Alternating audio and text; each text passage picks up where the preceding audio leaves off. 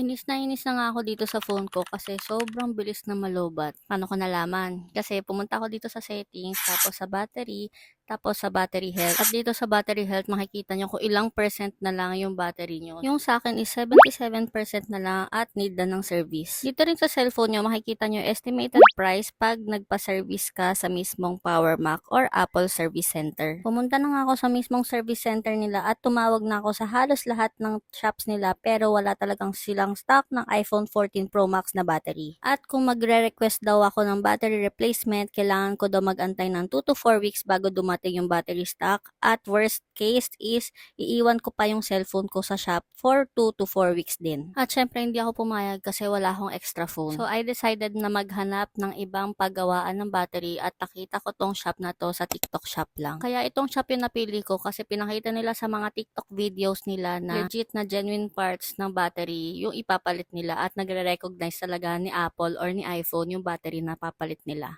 Located yung shop nila dito lang sa Farmers Cubao, 4th floor sa may telecom area. Pag akyat nyo dito, makikita nyo agad yung stall nila or yung booth number nila is K016. Bago mag 4:30 ng hapon kami nakarating dito. May mga waiting din kaya nagantay na lang din kami at pang third kami sa pila. At ayan na nga, sinimula na ni Kuya tanggalin yung screen ko para maayos niya na yung battery ko. Tawang-tawa din talaga ako dito kay Kuya kasi tinanong niya ako, nag-video daw ba ako at kung ipopost ko daw ba to. At nung sinabi ko sa kanya ipopost ko to at papakita kayo mukha niya, ayan, na ganyan-ganyan na siya. At biglang may dumating na regular customer si Kuya. iPhone 13, papalitan pa natin siya ng battery.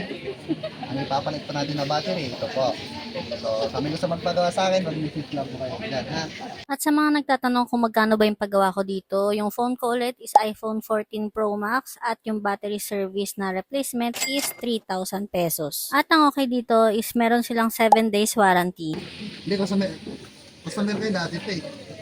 Lagi nagpapagawa sa akin si boss. Oo. Another gastos eh. Lagi may pinapagawang cellphone. Iba-ibang pinapagawa sa akin ni boss, ang kanya binigay, pinagawa niya dito eh. iPhone 13, ate. 13 lang po. Oh.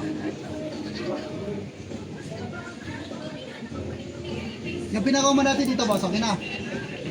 Tingnan sirain. Ano yung pinagawa mo natin dito? Battery din? Battery din po sa misis. Ayun, okay, dali na. Ilang oras na lalobat, boss? Original na battery na Okay, dali na ha. Hindi ko kinambisi si boss ha. Sabi ko kayo sa inyo, pag magpapagawa kayo sa akin guys ng battery, kahit hindi malalobat mga sir, ng 3 araw, wag mo lang gamitin yung cellphone. Huh? Mahalo pa oh. Okay lang kasi ito ma'am. Mahalo yung dito. Kasi baka sabihin mo sa iyo, nabigyan kita ng maraming pamilya ako dyan. So ayun guys, okay na siya guys. Enter mo lang ma-passcode. So pag chinik mo dito guys, sa settings, nakalagay dito is unverified. Tapos may settings pa. So tatanggalin po natin yan para po maging genuine na po yung battery ni madam. Unang-una, kailangan may wifi ka.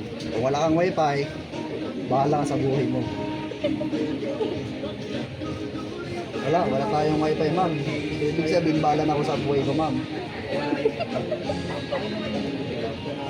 Wala ayaw. Wala yung wifi mo dito. Nakabunot ata. Nasaan yung wifi mo, Kuya?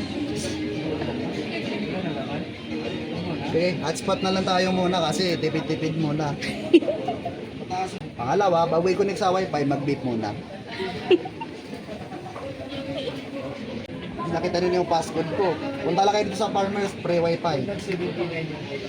Pangalawa, punta ko sa general, about parts service history.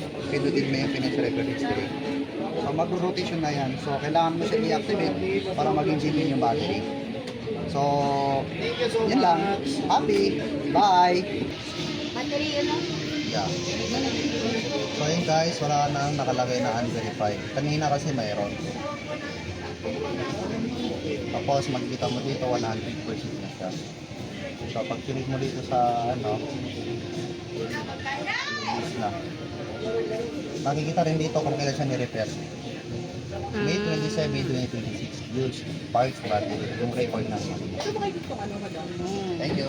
From battery health na 77%, ngayon 100% na siya. Kung naghahanap din kayo ng legit na battery replacement ng cellphone nyo, itong shop nila yung marirecommend ko. Not sponsored to at ilalagay ko na lang yung link dyan sa description box para makita nyo rin yung profile nila. Ayun lang, bye!